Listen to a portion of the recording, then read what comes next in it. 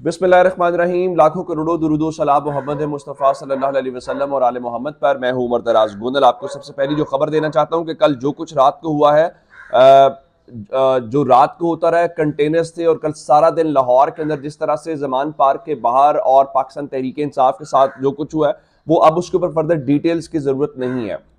मेरे ख्याल एक नया रिकॉर्ड कल कायम किया गया है। अब मालूम ये नहीं है कि ज्यादा नंगी पंजाब पुलिस हुई है या मोहसिन नकवी हुआ है, लेकिन कल लाहौर के अंदर जुल्म सितम के पहाड़ तोड़े गए हैं। अब मैं अंदाजा आपको ये कीजिए कि रात को पाकिस्तान तहरीक इंसाफ का एक कारकुन शहीद हुआ, उनके लोग जो हैं वो जख्मी हुए, उनके लोगों की गिरफ्तारियां हुई। लोगों ने खुद ऐसी विजुअल्स देखे जिसमें पुलिस गाड़ियां तोड़ रही है, पुलिस क्या कुछ नहीं कर रही। आपने एक विजुअल ऐसा देखा जहां पे तहरीक इंसाफ के लोग गाड़ियां तोड़ रहे हों, तहरीक इंसाफ के लोगों के पास असलहा हो? कुछ ऐसा नहीं था। और अंदाजा कीजिए, रात को अचानक से लाहौर पुलिस के ऑफिशियल ट्विटर हैंडल से कहा गया जी, पीटीआई के पुरतशद्दुद हंगामों के दौरान लॉ एंड ऑर्डर कंट्रोल करते हुए पुलिस के कई अफसरान और एहलकार शहीद हुए।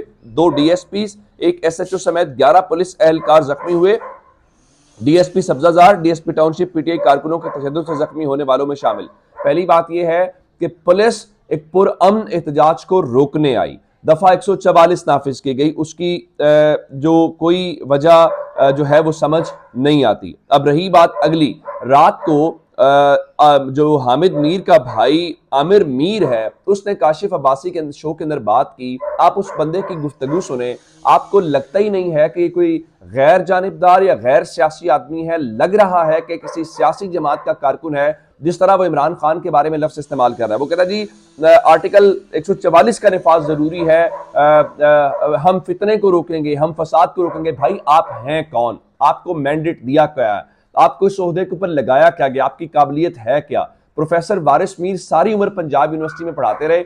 उस वक्त 71 के अंदर वो बंगालियों के एहतजाज की हिमायत करते रहे, उनको बांग्लादेश ने अवार्ड दिया। और आज प्रोफेसर वारिस मीर का बेटा पंजाब के अंदर कहता है कि मैं पॉलिटिकल एक्टिविटी नहीं होने दूंगा, हम यहाँ पे ये नहीं करने देंगे, हम ये नहीं होने देंगे। ये कौन सी मुनाफिकत है? और हामिद मीर साहब का जरा आप ट्विटर अकाउंट देख लीजिए, कितना कल उन्होंने कल मजम्मत की है। कल ये सारे सहाफी हैं जो जमहूरियत का भाषण देते हैं, जो आइन का भाषण देते हैं, आजादी इजहार राय का भाषण देते हैं, इनके ट्विटर हैंडल से मजम्मत दिखा दीजिए कहां पे इन्होंने की है, कहां पे इन्होंने कल तकरीर के ऊपर जो पाबंदी लगी उसके ऊपर बात की है, जो कवरेज के ऊपर पाबंदी लगी, जो पॉलिटिकल रैली निकाली तहरीक इंसाफ वाले, रैली शुरू भी अभी नहीं हुई।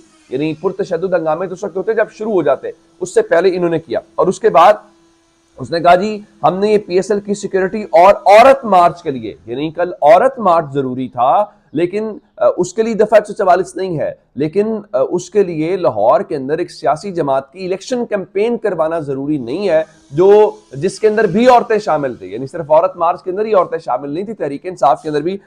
उसके अंदर बार बार काशिफ अब्बासी साहब ने उसको बताया कि आप निगरान हुकूमत है, आपके पास इख्तियारात नहीं है, आपका काम इलेक्शन करवाना है। लेकिन वो शख्स लग ये रहा था कि जैसे वो किसी पॉलिटिकल पार्टी का जो है सरबराह। अब रात को इनके एक कारकुन शहीद हो गए। कारकुन शहीद होने के बाद मोहसिन नकवी को अचानक ख्याल आया और उसने जो है वो मुबैना हलाकत के ऊपर जो है वो कमेटी कायम कर दी है। जी शख्स जो है मोहसिन नकवी को मुबारक हो। पहले ये शहबाज शरीफ और राना सनाउल्लाह के ऊपर मॉडल टाउन का एक वाकया याद किया जाता है, अब पंजाब की तारीख के अंदर मोहसिन नकवी को भी याद किया जाएगा कि निगरान वजीर आला आया था और उसके दौर में लोगों की जानें गई थी, उसने सियासी पॉलिटिकल रैली को रोका था, शेलिंग करवाई थी, गिरफ्तारियां करवाई थी, पुलिस को इस्तेमाल किया था। और उसके बाद रात को उसका वालिद जो है इमरान खान से मिला, उसके ऊपर रौला डाला गया जी इमरान खान ने ताजियत के लिए घर बुला लिया। वो इमरान खान से आए हैं, वो उस वक्त उनका एफआईआर नहीं हो रही, एफआईआर सारी रात वो बैठे रहे हैं, टेक्निकल एरर की वजह से एफआईआर नहीं हो सकती। पुलिस जो है वो रात को जबरदस्ती मुबैना तौर पे खबरें आई जी उनसे अपनी मर्जी का बयान लेने की कोशिश कर रहे हैं। और अंदाजा ये कीजिए कि बजाय इसके कि आप उसका मुकदमा दर्ज करते हैं, आपको पता है सुबह सवेरे खबर क्या आई है? सुबह सवेरे खबर यह आई है कि पुलिस ने पुलिस और पीटीआई कारकुनों के दरमियान जो तसादम हुआ है, पुलिस की मुद्दत में मुकदमा दर्ज कर लिया गया। और हैरान कुन तौर के अंदर उसके अंदर जो मुख्तलिफ लोग हैं वो जो मुलविस पाए गए हैं, उसमें जी फवाद चौधरी है। फवाद चौधरी का लाहौर में मौजूद ही नहीं है, वो 2 दिन से इस्लामाबाद के अंदर है। और आप अंदाजा करें कि लाहौर में होने वाले इवेंट के अंदर उसका नाम डाल दिया गया, इमरान खान दीगर सबके डाले गए। और वो जो शहीद होने वाला कारकुन है, उसके वालिद की दरखास्त के ऊपर एफआईआर दर्ज नहीं हुई। लेकिन पुलिस ने उल्टा तहरीक इंसाफ के ऊपर जो है वो FIR दर्ज कर दी। अब आते हैं इस बात के ऊपर लाहौर हाई कोर्ट वाली खबर। लाहौर हाई कोर्ट के अंदर आज दो बड़ी इंपॉर्टेंट तीन बातें तहरीक इंसाफ के हवाले से हैं। तहरीक इंसाफ ने जो रैली उनकी रोकी गई दफा 144 नाफिज करके, कल उन्होंने इससे रुजू किया लाहौर हाई कोर्ट से, जिसके ऊपर आज समाअत हुई। अब से थोड़ी देर पहले लाहौर हाई कोर्ट ने चीफ सेक्रेटरी पंजाब को 12 बजे जाती हैसियत के अंदर तलब कर लिया है कि आप आएं, आप बताएं कि आप जो है वो किस तरह से यहाँ पे ये आपने नाफिज की है दफा 144 क्यों की है, इसके ग्राउंड्स क्या है। एक सियासी रैली को इसका मतलब तो फिर ये हुआ कि वो कह रहा है जिस तरह आमिर मीर, तो इसका मतलब ये है कि आप आइंदा इलेक्शन कैंपेन पूरी में अगर डीसी जो है वो दफा 144 लगा दे तो इलेक्शन कैंपेन नहीं होने देंगे। तो ये चीजें इस तरह से चल नहीं सकती। दूसरे नंबर के ऊपर चल के इमरान खान की तकरीर के हवाले से एक अच्छी खबर जो लाहौर हाई कोर्ट से आई है, क्योंकि आप जानते हैं कि इमरान खान की तकरीर और बयानात नशर करने के ऊपर पैमरा के नोटिफिकेशन के खिलाफ एक दरखास्त पे फैसला जो है वो आना था और तहरीक इंसाफ ने उसको लाहौर हाई कोर्ट में रुजू किया हुआ था। तो अब वहाँ पे सूरत हाल जो है वो जो इस हवाले से जो है वो ये है कि जस्टिस शम्स महमूद मिर्जा साहब ने आज इसकी समाअत की और उन्होंने कहा कि इमरान खान एक पार्टी के सरबराह हैं, उन पे कैसे पाबंदी लग सकती है। इजहार राय को इस तरह से आज़ादी इजहार राय को सलब नहीं किया जा सकता, जिस पे बात उन्होंने पाकिस्तान तहरीक इंसाफ की जो दरख्वास्त है उसके ऊपर फैसला महफूज कर लिया है, जिसका मतलब है ये सुनाया जा सकता है। तो अब इसका मतलब ये है कि जो अब वो वहाँ से भी एक अच्छी खबर आने वाली है। इसका मतलब है कि तहरीक इंसाफ के हवाले से लाहौर हाई कोर्ट मुमकिन तौर पे इमरान खान के ऊपर जो लगी हुई पाबंदी है उसको हटाने का हुक्म दे देगी। तो लेकिन दूसरी जानिब ज़रा अंदाज़ा कीजिए कि वज़ीर आला पंजाब जो साबिक वज़ीर आला पंजाब है चौधरी परवेज़ लाई, उनके मुशीर हैं ज़ुबैर अहमद खान, रात को उनको गिरफ्तार कर लिए गए। कंप्लेंट सेल के चेयरमैन भी थी, गाड़ियाँ आई उनको उठा के ले गई। अब होना तो ये चाहिए कि आप जिन्होंने कल सारा दिन जमान पार्क का मुहासरा किया, सारी रात सैकड़ों कंटेनर्स जमान पार्क के आसपास घूमते रहे और वहाँ पे हुआ क्या है, वहाँ पे वो बजाय इसके कि अपनी अकाउंटेबिलिटी करें, अपनी कारकर्दगी बेहतर करें, वो जनरल फैज़ हमीद पे चढ़ दौड़े हैं। कल मरीम नवाज ने एक इंटरव्यू दिया, उस इंटरव्यू में मरीम नवाज ने ये कहा जी जनरल फैज़ हमीद का कोर्ट मार्शल होना चाहिए। भाई पहला सवाल तो ये है, जनरल फैज़ हमीद ने भी कल इसका जवाब दिया है और उन्होंने इमरान खान के हवाले से